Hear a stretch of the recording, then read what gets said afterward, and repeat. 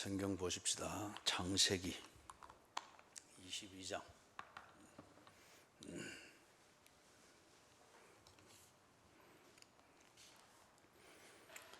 창세기 22장 1절에서부터 우리 강의하는 그 부분들을 그렇게 해서 읽어 나가도록 그래 하겠습니다. 먼저 1절, 2절 같이 읽겠습니다. 그 일 후에 하나님이 아브라함을 시험하시려고 그를 부르시되 아브라함아 하시니 그가 이르되 내가 여기 있나이다. 여호와께서 이르시되 네 아들 네 사랑하는 독자 이삭을 데리고 모리아 땅으로 가서 내가 네게 일러준 한 산 거기서 그를 번제로 드리라. 아멘.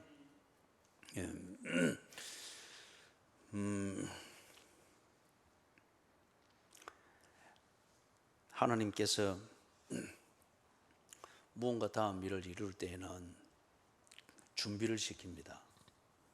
그리고 준비를 시키는 그 과정에서 때로 증거도 보여주고 믿어야 될 내용도 가르쳐주고 그것을 믿을 수 있도록 무언가 꼭 내게 맞는 은혜의 사건들 또는 그런 상황들을 겪게 하십니다. 그 과정이 지나고 나면은 그 과정 동안은 참 흥분이 되고 감동도 있고 막 재미도 있고 그래요. 또 금방 뭔가가 이루어질 것 같은 기대감도 확 생기고, 그래서 그 과정이 준비를 시키는 과정이 끝나면 시험을 칩니다. 시험을 딱 치는 건, 시험을 치는 이유를 알죠? 진급할 준비가 되어 있는지, 그 다음에 진급시켜서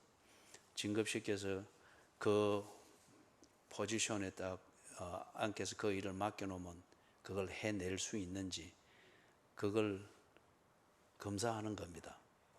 그래서 이제 시험을 이렇게 치거든요. 그런데 그 시험이 내가 진급해야 될 그 일, 즉 하나님이 준비하신 그 다음의 일들, 이게 내한테 크고 또 상당히 그게 뭡니까 비중이 높고 이러면은 시험이 좀 혹독합니다. 그리고 시험이 좀 까다롭습니다. 그럴 때면 여러분이 이 준비하는 과정에서 사연이 많고 감동이 많고 깨닫는 바가 많고 아주 재미도 있었고, 그리 하면은 한편 이번 시험은 조금 세겠네 그렇게 생각하시면 돼요. 그냥 설설설 지나갔던 그런 과정 끝에 뭔가 기도의 응답이 있고 그럴 때의 시험, 이거는 유혹하고 다른 거예요. 시험, 테스트하는, 그거는 그렇게 뭐 까다롭지는 않을 거예요.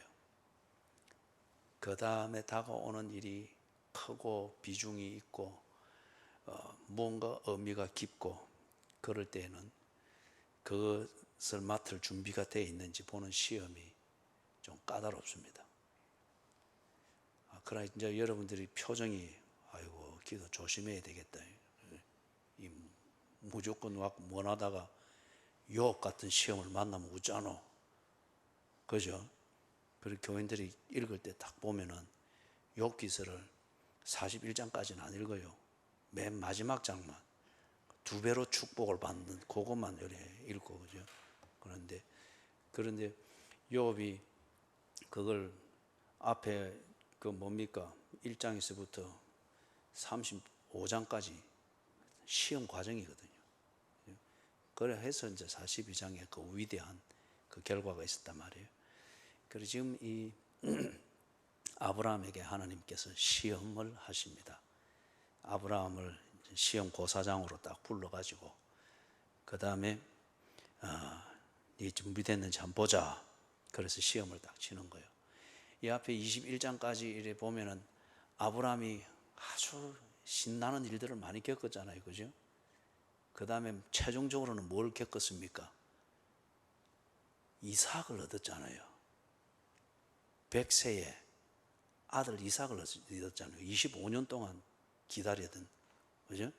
그 기다리다가 이스마엘 낳아가지고 지발등 찍기도 하고, 그래도 하나님이 여래 고쳐가면서, 그래서 순종에 있어서의 그 기다림이라는 이 요소가 얼마나 중요한가 하는 걸 배우게 하고 가르쳐 줬죠. 그래서 아주 신나는 그 기간 25년 사연이 아주 많습니다. 그 안에는 또 작은 시험들을 통해서 그 다음 또 좀 증가하고 성숙되고 마지막에 결정적으로는 25년 프로젝트였던 그 독자 이삭을 얻는 거예요. 그래 하고 나니 이 아브라함이 얼마나 행복한지 몰라요. 그런데 이제 준비가 딱 됐다 싶으니까 하나님이 22장에서 이제 딱 불러내 가지고 시험을 치는 겁니다.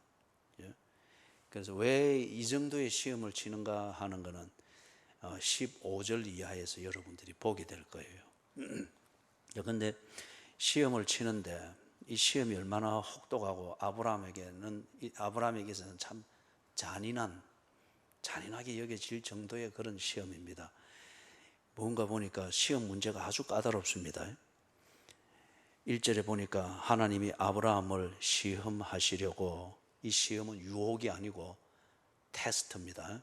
기말고사 같은 거, 모의고사 같은 거 시험하시려고 그를 부르시되 아브라함아 하시니, 이까지는 굉장히 좋죠, 그죠? 아브라함아, 이러니 또 아브라함은 아이고 또 이삭 같은 거 줄 모양이다. 이제 이삭 받았으니까 이수이 줄 모양이다. 지금 아브라함이 하나님의 이 부르심과 다가오심과 하나님과 함께 앉는 거 이제 아주 친숙해졌어요. 그죠? 하시니 그가 이르되 내가 여기 있나이다. 아주 이 분위기 좋습니다. 그죠? 근데 2절에서 아브라함이 영 분위기 다 깨져 버린 거예요. 문제를 제출하는데 여호와께서 이르시되 네 아들, 네 사랑하는 독자 이삭을 데리고, 하나님께서 이 아브라함 약 올리는 것도 아니고 그냥 독자 내놔라 이래도 뭐 충격 받을 텐데, 내한테 얼마나 살가운 존재인지 이걸 하나님이 하나하나 다 꼬집어서 이야기하는 거예요. 네 아들, 네 사랑하는 독자 이삭을 데리고 모리아 땅으로 가서 내가 네게 일러준 한 산, 거기서 그를 번제로 드리라. 어디로 갈 것이며 가서 무엇을 할 것이며 그리고 그 내용은 어떻게 될 것인가, 하나님께서 문제를 아주 까탈스럽게 냈습니다. 여기서 지금 하나님께서 이 문제를 낸 의도가 뭘까요? 지금 하나님은 지금 아브라함에게 내가 모든 것을 통제해야 되겠다. 네가 이삭 데리고 이렇게 안고 저렇게 보듬고 이렇게 보며 기뻐하고 저렇게 보며 즐거워하고 머리맡에 두고 아들을 뭘 먹일까 그거 생각하는 자체가 니한테는 수고이기보다는 즐거움이었는데, 이삭을 내가 통제해야 되겠다. 네 손 떼라. 네가 네 아들을 머리맡에 두고 싶어도 거기 두지 말고 나는 네 아들을 저 산으로 데려가야 되겠다. 너는 네 아들을 네 눈에 넣어도 아프지 않는 그런 사람으로 만들기 위해서 계획을 세우고 집중하는데, 나는 네 아들을 번제물로 삼아야 되겠다. 그런데 네가 분명히 내한테 동의 안 하는 걸 안다. 그래서 나는 네한테 협상을 하려고 하는 게 아니고, 그 다음에 내가 하고 싶은 것을 좀 할 수 있도록 네한테 지금 협조를 구하는 것도 아니고, 아들 좀 빌려달라 이게 아니고, 손 떼라. 네 아들에 대해서는 내가 통제해야 되겠다. 네가 그걸 받아들일 수 있겠느냐? 지금 시험 문제는 이겁니다. 자, 여러분 우리가 다 그냥 개인적으로 다 하나님 앞에 구하고 있고 구하는 것을 기다리고 있고, 그 기다림이 하나님의 뜻인지 또 살피고 그렇게 하고 있죠. 그죠? 그 기다리는 거, 간절히 기다리는 거, 그래서 하나님 앞에 구하고 애쓰고 하는 거, 그게 어쩌면은 우리 개개인에 있어서의 아들, 독자 이삭과 같은 것이겠죠. 그래서 이 시험, 이 부분을 읽으면서 먼저 우리 개개인이 이걸 생각해 보자고요. 과연 내게 있어서 독자 이삭은 무엇인가? 그걸 보면 즐겁고, 그걸 보면 보람이 되고, 그걸 생각하면은 하나님을 찾을 이유가 생기고, 또는 그걸 생각하면은 목숨이라도 걸고 싶고, 그렇게 되도록 만드는 절대 놓을 수 없는 것. 심지어는 하나님 다른 건 다 주를 위해서 내가 다 쓰겠습니다. 그런데 내가 그리 하는 이유는 이걸 위해서입니다. 그런 거 있죠. 그죠? 하나님 다 내가 주를 위해서 쓰겠습니다. 그러나 이걸 위해서입니다. 이것이라는 이게 내 자식일 수 있고, 내 배우자일 수 있겠고, 아니면 내 건강일 수 있겠고, 내 사업일 수 있겠고, 내 직장일 수 있겠고, 그게 내게 있어서 오늘 하나님이 시험해 보고자 하는 나의 이삭입니다. 그런 거 한 가지씩 있죠, 그죠? 예? 뭐 성격일 수도 있겠고, 자기 자존감일 수도 있겠고, 그게 뭔지를 한번 여러분이 스스로 딱 잘 챙겨 보십시오. 그리고 지금 하나님께서 너의 이삭, 그것을 내가 통제해야 되겠다. 너는 손 떼라. 그리고 내가 통제하는 대로 너의 이삭을 내게로 데려올 수 있겠느냐. 지금 이 시험입니다. 이 시험. 어떻게 시험 한번 쳐볼랍니까? 요만큼 해서 종결할까요? 여러분 분위기가 굉장히 화가 난 분위기인데, 그런데 시험을 안 치면은 진급은 절대 안 됩니다. 시험을 안 치면은 진급은 절대 안 돼요. 그래서 시험을 치기까지의 과정도 뭐 좀 힘이 듭니다만은, 시험을 치는 그 순간은 대단히 힘이 들고 많은 후회도 있고 갈등도 있고 그렇죠.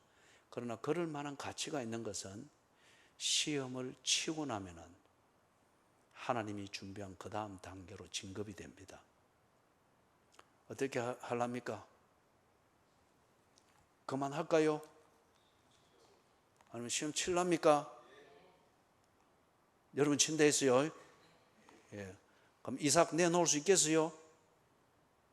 자, 어떻게 내놓는지 보십시오. 보십시오. 근데 시험에 친다고 했다가 진급 기대하고 친다고 했다가 떨어지면 이 또 창피잖아요. 그죠? 예. 그 떨어진 사람들이 제법 있었죠. 가룟 유다도 있고 부자 청년도 있고. 베드로는 몇 번 떨어졌어요. 그죠? 몇 번 떨어져요. 그래도 시험 칠 때마다 베드로는 1등으로만 나가가지고 1등으로 떨어지고. 그죠? 다 이렇게 챙겨준단 말이에요. 자, 한번 해봅시다. 아브라함이 여러분처럼 고민하다가 좋습니다. 하나님 한번 해보겠습니다. 나섰습니다. 자, 이게 참 시험의 의미는 우리에게 기대를 주고 흥분을 주고 생동감을 주지만, 그러나 시험의 실제와 현장을 딱 우리가 이제 겪게 되어지면은 갈등입니다. 그리고 이 갈등을 이겨내는 이게 지금 시험을 치는 과정이에요. 어떤 갈등이 있는가 봅시다. 3절 같이 읽습니다. 시작.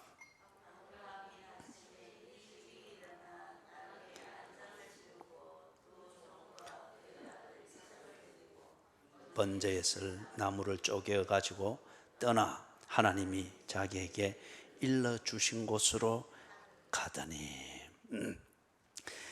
자, 지금 이거는 시험을 받아들일 것인가 아니면은 거부할 것인가 결정해야 되는 그런 순간에 갈등이 많이 일어나죠. 그죠? 첫 번째 일어나는 갈등입니다. 시험을 받아들여서 시험을 한번 쳐자니 기득권을 다 내려놔야 되거든요. 그리고 학생이 시험장 안으로 들어가듯이 참 그 시험 하나님이 요구하신 그것을 순종하기 위해서 이제 그 걸음 과정으로 탁 들어가는 게, 이게 갈등이 대단히 세단 말이에요. 기득권을 내려놔야죠. 현실적으로 안정되어 있는 여기에 내 스스로 혼란을 겪어야 되죠. 여기 있어도 편하고 재밌잖아요. 그런데 모리아 산까지 가야 된단 말이에요. 그것도 아들 잡으러.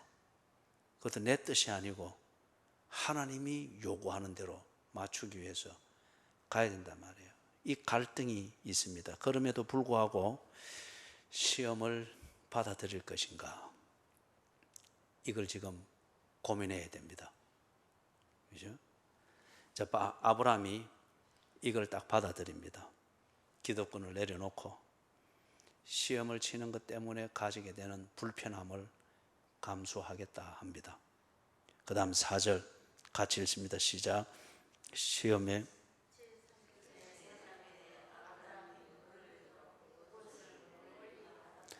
아하, 딱 아브라함이 이제 이리 보니까, 야, 이 시험이라고 하는 것, 이것의 현실과 실제를 직시하게 되는 거죠.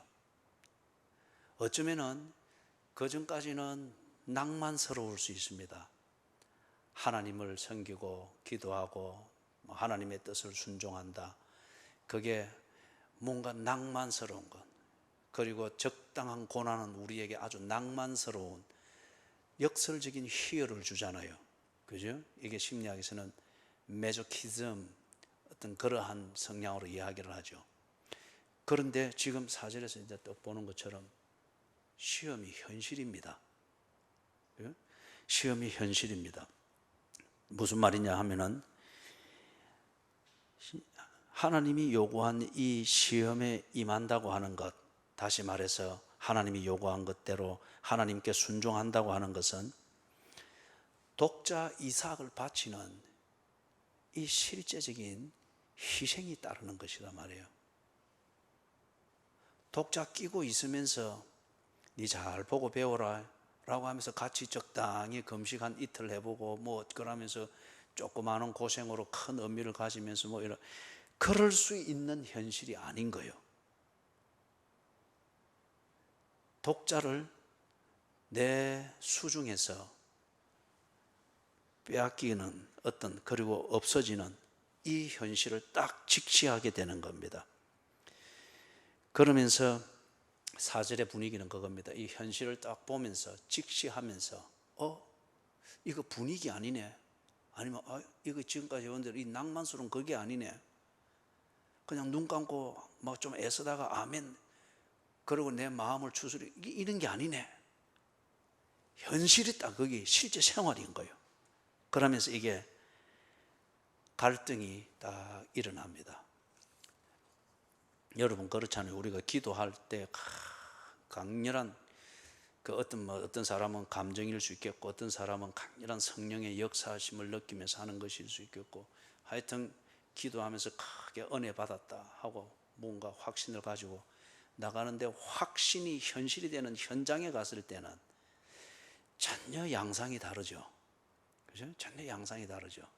그럴 때 대개는 보면은 기도했던 열정이나 중심하고는 전혀 다르게 처신을 하게 되는 걸 봅니다. 그래서 그 단계에서 시험에 떨어지게 되는 걸 봅니다. 그죠? 기도는 강력하게 하는데 기도를 응답하는 현장을 딱 갔을 때는, 하나님이 반드시 인도하잖아요. 그죠? 현장에 딱 갔을 때는 그 현실이 뭔가 내가 치료해야 될 대가가 바로 쫙쫙 숫자로 나오고 이게 딱 되어질 때 지니까, 대개는 강력하게 기도하고 응답이 임하는 현장에서는 시험에 실패하게 되는 것을 봅니다. 현실을 보면서 그렇죠. 그래서 아브라함이 결단을 만들어 갑니다. 5절 같이 읽습니다. 이에 아브라함이 종들에게 이르되 함께 여기서 기다리라. 내가 아이와 함께 저기 가서 예배하고 우리가 너희에게로 돌아오리라 하고, 1차적으로 결단을 딱 하는 게, 이 갈등에서 벗어나기 위해서 1차적인 결단은 사회적 관계를 정리를 해버립니다.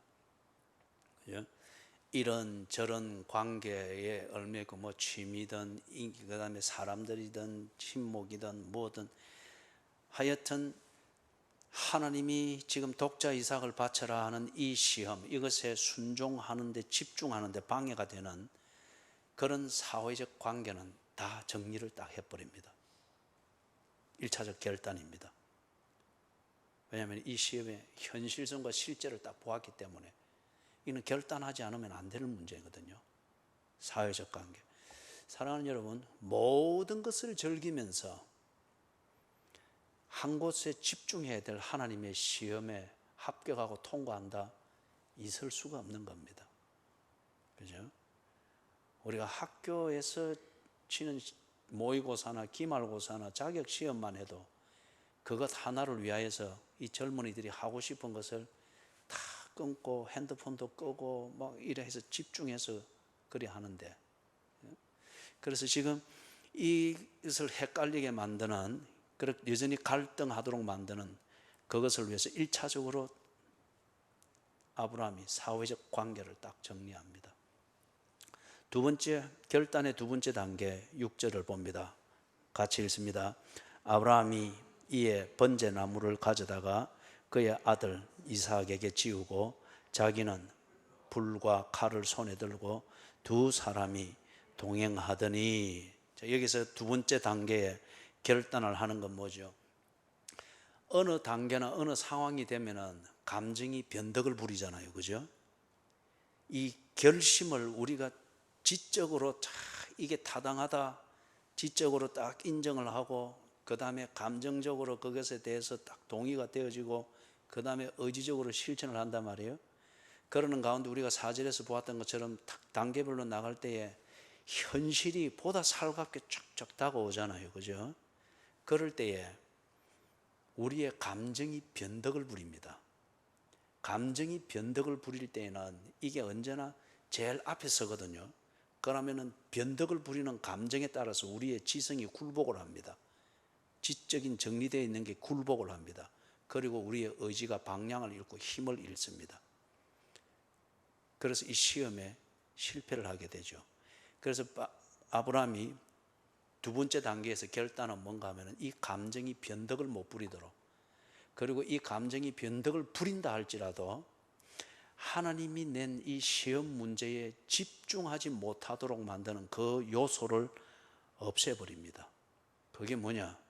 독자를 빼돌릴 수 없도록 하나님이 바치라 한 이 독자를 바꾸치기 하지 않고, 그 다음에 하나님께서 데리고 이리 가라 한 곳으로 그 가는 방향을 바꾸치기 하지 아니하도록, 그 다음에 하나님께서 아들을 번제로 드리라 하는 이 부분에 대해서 가다가 감정의 변덕을 부려서 척은지심으로 아이를 빼돌리고 하나님 달리 할게요, 애 대신에 내가 평생토록 주일마다 내가 헌금을 하겠습니다, 이렇게 조작을 안 부리도록 딱 구조를, 조치를 딱 만들어 버립니다. 감정의 변덕이 일어날 것을 아니까 그 변덕 때문에 독자 이삭을 빼돌리고 거기에 대해서 다른 대체물로 하려고 하고. 왜 그렇죠? 시험 문제의 핵심은 하나님께서 독자 이삭을 바치라는 겁니다. 그죠? 이거 외에 다른 것으로 대체할 수가 없습니다. 그러면 이미 시험 문제를 낸 하나님의 주권을 침해하는 것이죠. 다른 것으로 대체할 수가 없습니다. 시험 문제가 이것이기 때문에. 그렇기 때문에 이 문제에 대해서는 아브라함이 시험을 계속 칠 것 같으면 자기 자신을 정리를 해야 됩니다. 그래서 변덕을 부리지 못하도록, 혹 감정의 변덕이 일어날지라도 그것 때문에 이 결심과 정리된 생각이 흐트러지지 않도록 구조를 딱 그렇게 만들어 버립니다. 그죠? 독자를 빼돌릴 수 없도록. 그 다음에 결단, 세 번째 단계의 결단을 합니다. 7절과 8절 같이 읽습니다. 이삭이 그 아버지 아브라함에게 말하여 이르되 내 아버지여 하니 그가 이르되 내 아들아 내가 여기 있노라. 이삭이 이르되 불과 나무는 있거니와 번제할 어린 양은 어디 있나이까? 아브라함이 이르되 내 아들아, 번제할 어린 양은 하나님이 자기를 위하여 친히 준비하시리라 하고 두 사람이 함께 나아가서 7절 8절입니다. 참 이 단계 되면은 대개 다 시험을 포기하죠. 아니면은 하나님께 좀 문제 좀 낮춰 주십시오. 그죠? 협상하려고 하고 구걸하려고 하고 그렇죠. 안 그래요? 지금 이 가는데 7절에서는 아들 이삭이 하는 질문입니다. 그죠? 이 얼마나 다정스럽게 아버지를 부릅니까? 평소와 다를 바 없이. 그리고 아버지를 부르는 이 이삭의 질문과 그 목소리에 아버지를 철저히 천진난만하게 의지함이 있습니다. 자, 그러면 이게 이삭의 질문을 통해서 뭘 봅니까? 관계, 그리고 친밀감. 그죠? 관계와 친밀감. 이건 아버지 아브라함이 삶의 보람을 누리는 그 요소입니다. 그리고 아버지 아브라함이 한 100세 넘어서 인생의 행복을 느끼게 만드는 그런 요소입니다. 아들과의 관계, 그리고 이 아들과 함께 공감하는 그 친밀감, 그리고 이런 교제, 이게 늙은 아버지 아브라함의 삶의 보람이자 행복입니다. 그렇죠? 그런데 이삭의 질문이 그런 거예요. 아버지, 지금 아버지가 하고 있는 게 합리적입니까? 지금 또 아버지가 하고 있는 게 타당합니까? 다른 말로 말하면은 아버지가 지금 하고 있는 게 아들을 번제로 드린다. 그러면서 아버지는 하나님을 순종하기 위해서 그런다고 하는데 제가 볼 때는 아버지 좀 광신도인 것 같습니다. 아버지는 좋아서 하는 것이지만은 그게 아들에게 어떤 유익이 있습니까? 아버지는 좋아서 한다고 하지만은 그게 가족에게는 어떤 도움이 되겠습니까? 그거 아버지의 순전히 개인적이고 주관적인 어떤 종교적인 광란 아닙니까? 합리적으로 볼 때는 그렇잖아요. 그죠? 아들을 잡는다니. 그러면 뭐 우리 중에는 이 아들이 아닌 다른 종류의 이삭이 있겠죠. 그죠? 다른 종류의 이삭. 그것 건드리면은 참 인생의 불행을 느끼고 그것 빼앗겨 버리면은 더 살 의욕이 없다. 그렇게 여겨지도록 만드는 그 무언가를 가지고 있잖아요. 그죠? 그런데 그걸 하나님을 순종하기 위하여서 아니면은 주를 따르는 그 삶을 위해서 그걸 버려야 된다. 아니면은 거기에 맞추어서 그것을 관리를 해야 된다. 그럴 때에 참 사는 재미가 있겠어요. 그 다음에 그렇게 재미없이 살면서까지 주를 따르기 위해서 그런 당신의 이삭을 그렇게 사용하는 것, 그게 과연 그게 기독교의 합리성입니까? 아니면 그러자고 교회 다닙니까? 그게 또 특별히 배우자나 가족들로부터 그런 공격이나 도전이나 비아냥거림을 들을 때 가뜩이나 지금 이 관계와 친밀성 때문에 평소에 가지는 그 행복감이 있고 삶의 보람이 있는데, 그죠? 그런데 안 그래도 본인도 갈등이 생기는데 그게 합리적입니까? 그래서 얻는 유익이 뭡니까?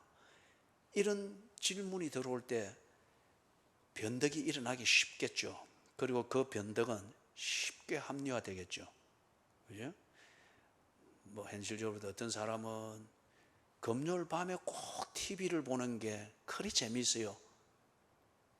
여기서는 기도해야 하는데. 그죠? 또 어떤 사람은 수요일 7시부터 외식하는 게 그리 재미있고 행복감을 느껴요. 여기서는 예배를 드리는데. 무슨 말인지 알겠죠? 근데 또 어떤 분은 이래 좀 이제 해외여행 멋지게 결혼 10주년 때 한번 하려고 적금을 들었다는 말이에요. 그런데 이제 적금 찾을 그 날이 이제 이랬다 한 2주 앞으로 다가오는데, 그런데 예배의 시간에 실수인지 뭔지는 모르지만 성령의 감동하심이 꽉 임하는 거예요. 그죠? 적금 찾는 대로 건축헌금을 내거라. 감동이 꽉 오는 거예요. 크라이 맞지 뭐. 그 감동과 자기 자신의 적금을 들었던 그 뭡니까 자신의 계획과 막 싸우는 거예요.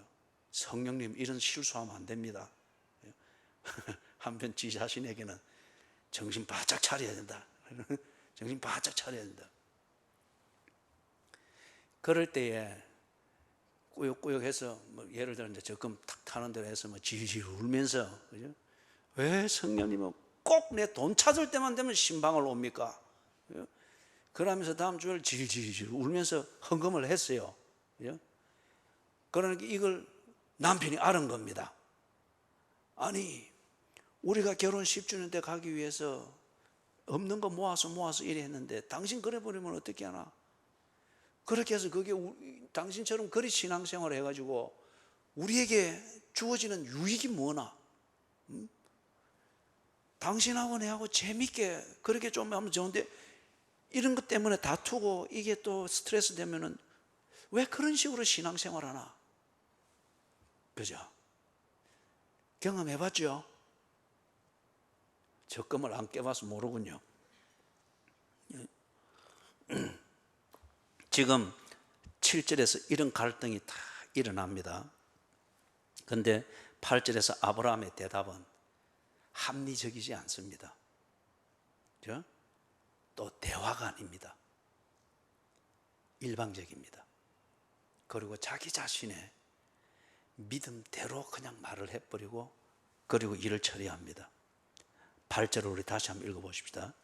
아브라함이 이르되 내 아들아 번제할 어린 양은 하나님이 자기를 위하여 친히 준비하시리라 하고 두 사람이 함께 나아가서, 이게 지금 질문을 한 아들 이삭이 알아듣도록 그리고 대화를 인격적으로 하는 게 아니잖아요. 그죠? 순수 이 상황에서 지금 아브라함은 어떤 면에서 단단히 결심을 하고 있습니다. 그리고 시험에 몰입을 하고 있습니다. 그리 되니까 이거는 지금 뭐 대화할 자기 그 여유도 없고 한편 마음은 얼마나 아프겠어요. 그 다음에 뭐 그 이유를 설명해 줄 그런 말도 지한테는 없고 지가 하고 있는 그 일의 핵심만을 지금 이야기를 하고 있습니다. 그죠? 아들이 못 알아듣습니다. 그래서 이게 이삭에게는 독단적으로 들리죠. 그리고 아버지가 너무 광신적이고 주관적인 그런 종교심에 빠져 있는 것처럼 들릴 수가 있죠. 결코 이것은 합리적이거나 설득력 있는 대화가 아닙니다. 그런데 지금 아브라함이 이 시험을 칠 것을 결심을 하고 시험장에 들어간 이상 아브라함은 지금 시험에 집중하고 있습니다. 그래서 아브라함의 지금 판단의 핵심적인 기준은 뭐냐? 이 시험에 합격해야 한다는 거예요. 아들을 지금 이 순간에 아들의 마음이 풀리도록 해주고 아들과 대화가 되고, 이거는 평상시에 중요한 문제고 즐거운 일인데, 그런데 지금은 이것을 더 중요하게 여겨가지고 이 시험을 놓치면 안 된다는 거예요. 이걸 놓치면은 모두가 불행해진다고 믿는 겁니다. 그렇기 때문에 지금 아들이 나를 광신도처럼 여기고 독단적으로 여기고 대화가 안 되는 아비 그렇게 여길지는 모르나 아들을 위하여서, 그죠? 아들을 위하여서, 특히 하나님의 명령에 순종하는 이걸 위하여서 지금 집중하고 있는 겁니다. 여러분, 이 결단이 오늘 우리에게 가능하겠습니까? 대개는 교회에서 이렇게 가르치지도 않습니다. 이 세 번째 단계 결단까지 나아가지도 않습니다. 그죠? 화평한 것, 평온한 것, 그리고 또 요즘 뭐 타이 이론들이 보면은 그렇잖아요. 그 이론에 대로 해버리면 실상은 어떻게 나타나는 거죠? 아버지나 어머니는 자녀들을 양육하는 권위자가 아니고 아버지와 아들은 자녀들을 돕는 그러한 하인입니다. 아니면 보조자의 역할입니다. 그래서 어떻게든지 아들님의 심기를 건드리지 않고 따님의 심기를 건드리지 않고, 그죠? 아들, 딸은 씩씩하게, 그죠? 군대 걸음으로 쾅쾅거리며 걷는데 아버지와 엄마들은 조심조심, 그죠? 예? 그리고 좀 그거 하다 신경 쓰인다 싶으면은 아들 방에 문 팔칵 열리면서 엄마 시험 공부하는데 조용히 해. 그럼 들을 여유도 없이 문 꽝 닫아버리잖아요. 그죠? 그러면 조심조심. 네? 지금 아브라함은 그렇지를 않습니다. 평상시에는 100세에 얻은 아들이니까 오죽했겠습니까? 그런데 아브라함에게 뭔가 하나님께 집중되어진 중심이 있었던 것을 볼 수가 있습니다. 그리고 지금 여기서 하나님이 주신 이 시험, 그것에 집중하는 것이 무엇보다 지금 소중하게 여기고 있습니다. 그래서 지금 비상식적으로 보이고 비합리적으로 보이고 때로 독단적으로 보이고 한편 광신적으로 보일 정도이나 지금 결단하고 있습니다. 시험에 집중하기 위해서. 그리 할 수 있겠습니까? 어떤 분들은 자신의 이삭이 직장에 있겠고, 어떤 분들은 자신의 이삭이 적금 통장에 있겠고, 어떤 분들은 자신의 이삭이 아들이든 딸이든 자녀일 수 있겠고, 하여튼 그리 있을 수 있겠죠, 그죠? 그런데 여러분의 이삭이 여러분에게 뭔가 하면 소리를 꽥 지르든지 불편한 내색을 하면은, 또는 경기가 파동을 치면서 던 적금의 위기가 온다 싶고 이럴 때에는, 그죠? 믿음의 결단을 못 하잖아요. 합리적으로 처신하려고 하지. 그죠? 평상시에는 우리가 합리적이고 상식적인 선에서 처신을 하면은 거의 다 문제는 다 해결이 됩니다. 그런데 지금 이 단계에 왔을 때에는 합리적인 것이 통하지 아니할 수가 있습니다. 지금 아브라함은 그걸 알고 이렇게 처신을 하고 있습니다. 제가 한 8년 전쯤인가, 그때쯤 됐을 때 제 첫째, 둘째가 대학교에서 이제 졸업할 단계 되고 이제 이럴 때, 그때 모처럼 한번 이래 가면은 굉장히 저를 적대시했어요. 굉장히. 왜 자기들은 꼭 필요한데 아버지는 우리와 함께 없나 이거예요. 처음에는 이해해 주는 것 같고 했는데 그게 한 5년, 6년 넘어가니까 이게 이제 저들이 쌓이니까 이게 감정이 돼버린 거예요. 그래서 모처럼 한번 이래 이제 가서 있으면은, 그때는 가도 한 일주일, 내가 그럴 필요가 없는데 왜 그런지 모르겠어요. 그래 일주일 이랬는데 딱 한 번은 저한테 그러더라고요. 아버지는 광신도다. 아버지는 목회를 뭐 하나님의 뜻을 위해서 이렇게 목회를 한다 이러지만 그건 아버지가 좋아서 하는 것이고, 아버지는 광신도다. 그때 얼마나 제가 마음이 아팠는지 모릅니다. 그래도 내색하지 아니하고 이해가 될 때가 있을 것이라 생각하면서 그는 너무너무 아팠어요. 그렇지만은 그 소리를 들으면서도, 그리고 이틀 뒤에 비행기를 타고 다시 교회를 딱 와서 도착한 바로 그 또 주일날 평상시 하듯이 설교를 그래 했습니다.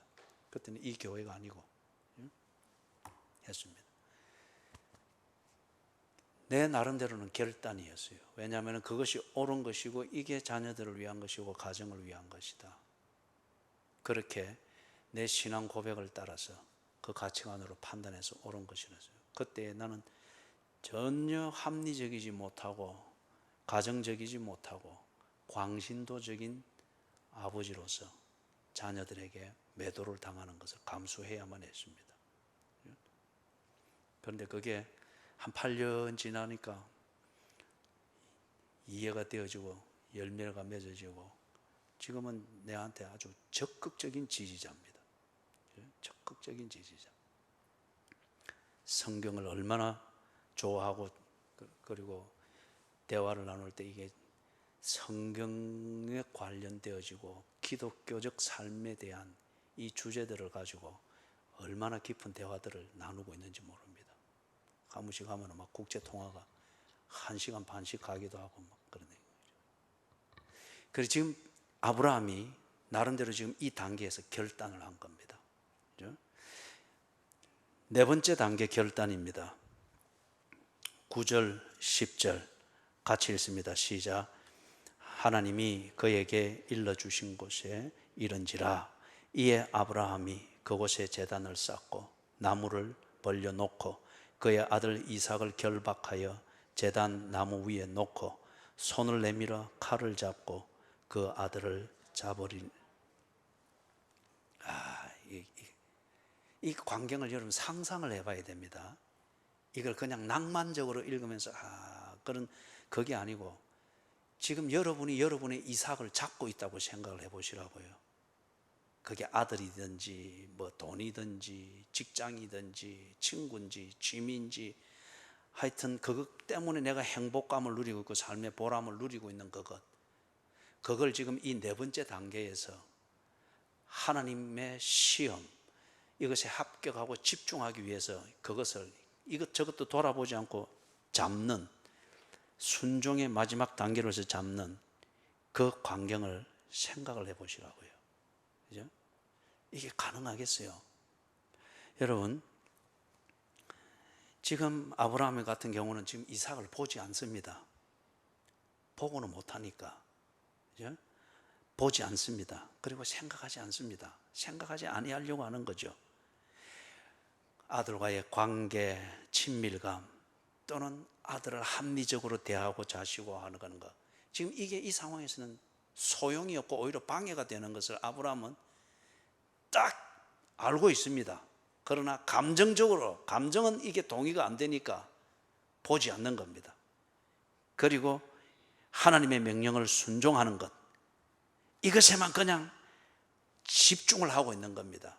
이럴 때에 이삭의 눈, 아니면 옆에 제3자가 있을 때는 어쩌면 아브라함은 광란을 하고 있는 것처럼 보일 수가 있겠죠. 광기 어린 어떤 그런 모습으로 보일 수가 있겠죠. 그런데 지금 아브라함이 하는 이건 심청전 우리가 이야기 알죠, 그죠? 심청이가 자기 아버지를 위하여서 눈을 뜨는 어떤 이걸 위해서 자신이 푹 빠지잖아요. 그때 눈 칠끔 감고 치마 푹 뒤집어 쓰고 푹 뛰어내리잖아요, 그죠? 근데 아브라함이 하는 거는 그것과는 다르다는 거예요. 아들을 안 보고 주변을 안 보고 합리적이니 어떠니 이런 생각이 지금은 사치스럽고 방해가 되기 때문에 그것을 생각을 의지적으로 안 할 뿐이지 무엇에 집중하기 위해서요. 하나님께 순종하는 이 핵심의 일에 집중하기 위하여서 방해될 수 있는 그 모든 것들을 털어버리는 겁니다. 그게 삼자가 볼 때는 광기 어리고 광란을 저지르고 있는 것 같이 보이나 아브라함은 지금 이 핵심 시험에 통과하는 마지막 이 일을 위하여서 집중하고 있는 것을 볼 수 있습니다. 거기 10절에 9절 10절 거기에 뭐로 되어 있습니까? 이에 아브라함이 9절 이에 아브라함이 그곳에 제단을 쌓고 나무를 벌려놓고 그의 아들 이삭을 결박하여 제단 나무 위에 놓고 번제를 드리는 번제의 제물을 드리는데 필요한 이 기본 법을 아브라함이 딱 지키고 있습니다. 다른 말로 말하면 번제의 제물을 드리는데 필요한 성결, 제물을 준비하고 제물을 드리는데 지켜야 될 제단에서의 그 성결, 예배로 치면은 예배를 절박해서 와서 허겁지겁 허둥지둥 대사고 지 혼자 막 히스테리컬하게 막 이래 해서 그거는 신령과 진정으로 드리는 예배가 아니잖아요. 절박하고 굶주림과 목마름은 알되 하나님을 의지하고 하나님의 은혜를 사모하여 왔으면 그 절박감 가운데에서 그 중심은 지켜야 되는 거라.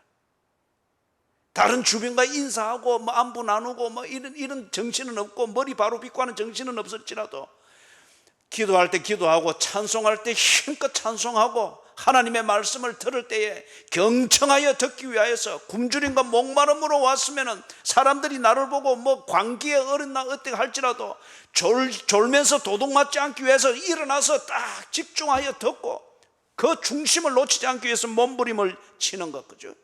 그것처럼 아브라함이 이 한 가지를 위하여 모든 것을 잊어버리고 이것을 놓치지 않기 위하여서 지금 이렇게 하고 있는데 재물을 성결하게 드리는 그 기본 법에 흐트러짐이 없이 집중하고 있습니다.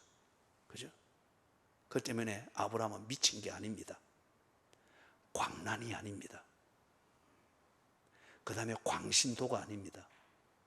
삼자가 볼 때 그리 보일 정도로 아브라함은 이걸 놓치지 않기 위해서 다른 모든 것, 합리적이지 않게 보이고 관심이 없어 보이고 하는 이 모든 것을 지금 뒤로 하고 여기에 집중을 하고 있습니다.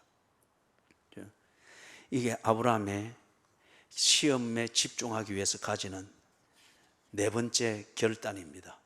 그리고 이 결단대로 실천을 하죠.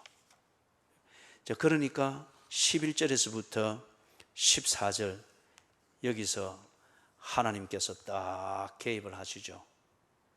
시험이 합격했다. 응급하게 하나님이 딱 그렇게 부릅니다. 11절에부터 14절 같이 읽습니다. 여호와의 사자가 하늘에서부터 그를 불러 이르시되 아브라함아 아브라함아 하시는지라 아브라함이 이르되 내가 여기 있나이다 하매 사자가 이르시되 그 아이에게 네 손을 대지 말라 그에게 아무 일도 하지 말라 네가 네 아들 네 독자까지도 내게 아끼지 아니하였으니 내가 이제야 네가 하나님을 경외하는 줄을 아노라. 아브라함이 눈을 들어 살펴본 적 한 수장이 뒤에 있는데 뿔이 수풀에 걸려 있는지라 아브라함이 가서 그 수장을 가져다가 아들을 대신하여 번제로 드렸더라. 아브라함이 그 땅 이름을 여호와 이레라 하였으므로 오늘날까지 사람들이 이르기를 여호와의 산에서 준비되리라 하더라.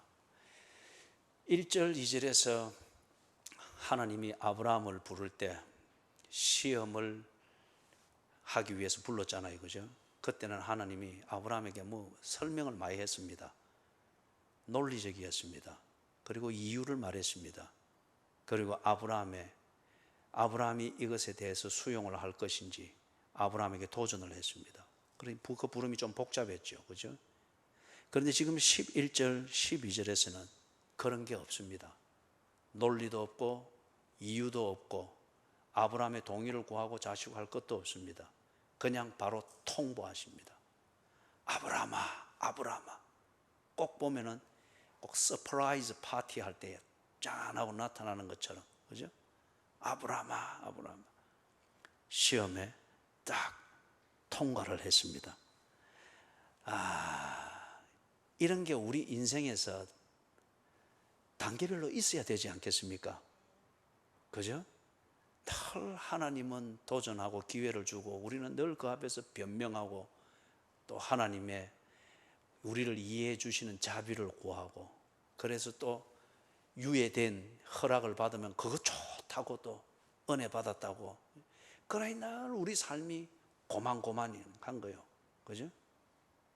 삶이 정신적으로든 영적으로든 우리 물질적으로든 이런 게 11절 12절과 같은 특히 1절 2절의 부름이 있을 때 피하지 말고 그 다음에 11절 12절과 같은 하나님의 이런 부르심 찾아오심 이게 단계별로 있어야 되잖아요. 그죠? 단계별로 13절 이게 이제 아주 중요합니다. 딱 보니까 합격했다 그러면서 합격한 증거로서 거기에 수양을 하나 준비해 놓은 걸 아브라함으로 하여금 찾게 했습니다. 그리고 아브라함이 이 수양을 제물로 해서 번제를 딱 드렸습니다. 자, 그럼 여기서 제가 보고자 하는 게 그거예요. 수양이 아브라함의 어디에 있었습니까? 1번 머리 위, 2번 앞에, 3번 뒤에, 4번 오른쪽 옆에. 어디 있었습니까? 뒤에 있었죠. 그죠? 뒤에 있었는데 여기서 잘 보시라고요. 우리가 금요 기도회 때 보았던 그 본문처럼 아브라함이 목이 고다 있었으면 뒤를 볼 수 있었겠어요?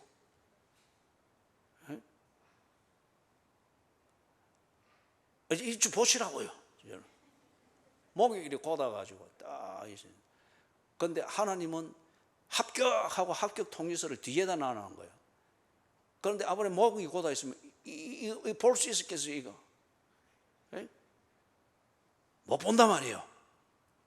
옆에 놔뒀어도 못 본단 말이에요. 그런 거는, 아이고, 하나님 왜 이래 아프게 합니까? 무슨 은혜가 이렇습니까? 불평하는 이유가 되겠죠.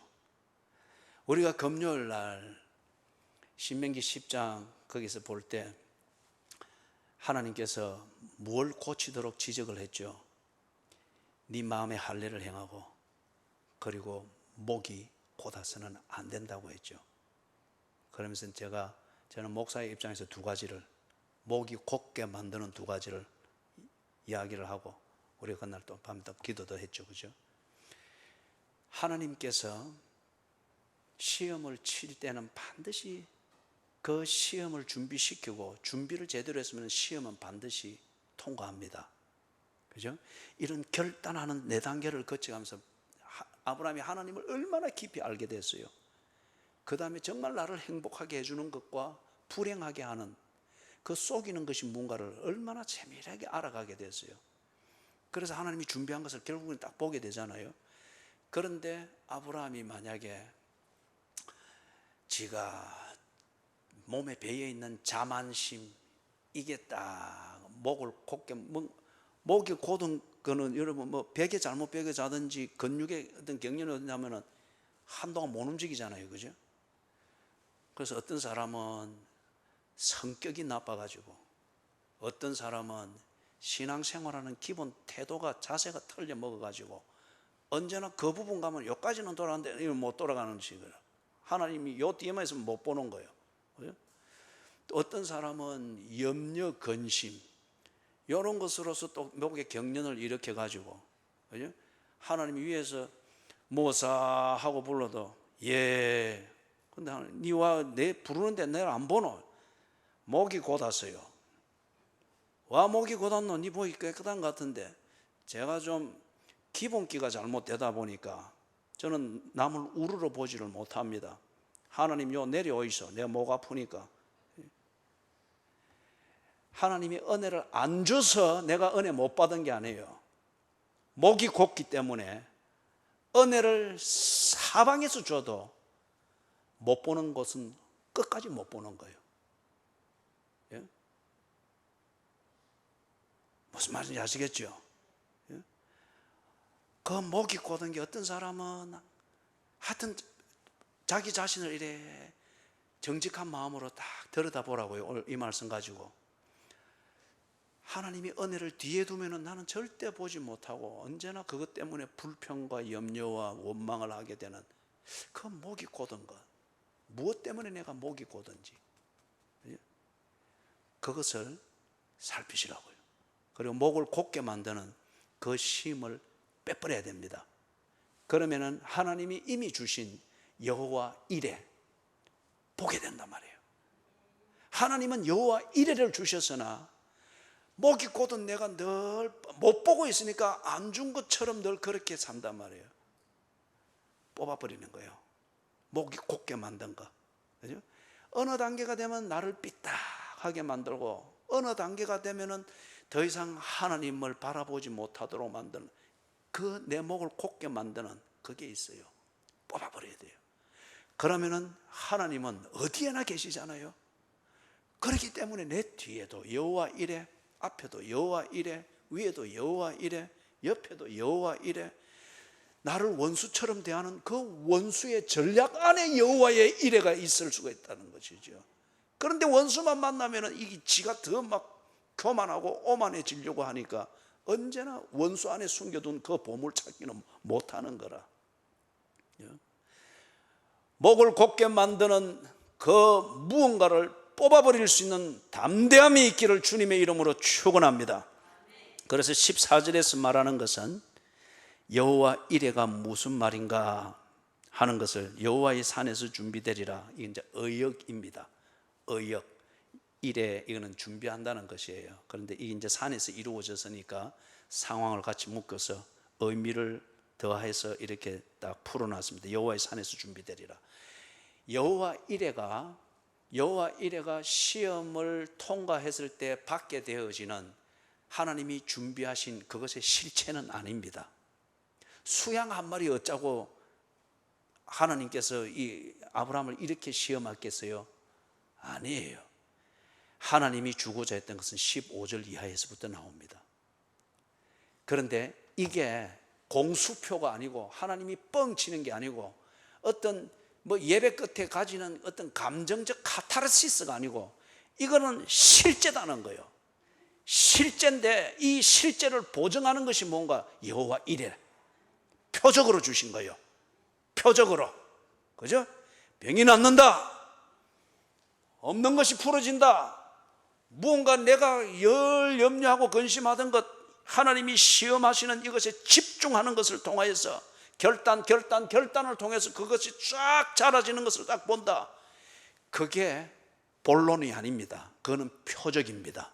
하나님이 준비한 것이 그 다음 옵니다. 그 다음 오는 거예요. 그죠? 그것 믿고 그것을 누리고 그것이 네 일상이 될 수 있는 준비를 하라는 것으로서 이제 이 표적을 딱 주시는 거예요. 그게 여호와 이레. 예? 금요일날 우리 봤죠? 신명기 10장 거기 몇 절이었습니까? 14절. 예? 하늘 위에 모든 하늘 위에 하늘과 땅과 그 위에 있는 모든 만물이 그에게 소유된 바 되었으니 하늘이 하나님의 것이고 땅이 하나님의 것이고 땅 위에 있는 모든 만물이 하나님의 것이라고 합니다. 그죠? 하나님이 시험하실 때에는 당신이 지금 무언가가 없는 그것 때문에 무언가의 결핍 때문에 주를 따라가는 너는 나를 따르라 하는 그 삶에 늘 허우적거리고 휘청거리고 시험에 들르는 그것을 해결하기 위하여서 업그레이드 시키기 위하여서 하나님이 부르셨습니다. 그 시험을 제대로 치룰 것 같으면 제대로 해보십시오. 시험에 집중하기 위해서 아브라함이 거쳤던 요 4가지 결단의 단계를 딱딱 겪으면서 결단에 성공하면서 시험을 한번 통과해 보십시오. 하늘과 모든 하늘들의 하늘과 땅과 그 위의 모든 만물들을 소유하셨다고 했습니다. 이 말은 뭐예요? 여러분이 가지고 있는 어떤 종류의 문제든지 그 안에 다 있잖아요. 그 안에 다 있잖아요. 하늘의 문제면 하늘도 하나님께 속겠고 땅의 문제면 땅도 하나님께 속겠고 땅 위에 있는 만물과 관련된 그 무엇이 내게 지금 문제가 돼서 전진이 안 된다, 그것도 하나님께 속했단 말이에요. 하나님께서 그것 알고 그거 풀어주려고 준비를 시키고 준비됐는지 이래 보려고 할 때마다 그것에 대해서 미리 겁을 집어먹고 아니면 소심하고 이렇게 해가지고 하나님 좀 유예 기간을 주십시오. 늘 거기 뱅뱅 돌지 말고 해보시라고요. 그러면 하나님께서 왜 못 풀어주시겠어요? 그죠? 저는 금요일날 큰 소리 쳤죠. 땅 문제 해결됐습니다. 그죠? 근데 어찌 될지는 모르겠어요. 그죠? 방식은 내가 전혀 지금 모르기 때문에. 그러나 하나님께서 해결해 주시는 걸로 믿습니다. 그죠? 그리고 이것이 그렇게 됐다 하는 것을 확정할 수 있도록 표적이 되는 여호와 이레를 분명히 주실 걸로 믿습니다. 여호와 이레. 그죠? 여러분에게도 이 표적 여호와 이레가 여러분의 눈높이에서 주어질 수 있기를 주님의 이름으로 축원합니다.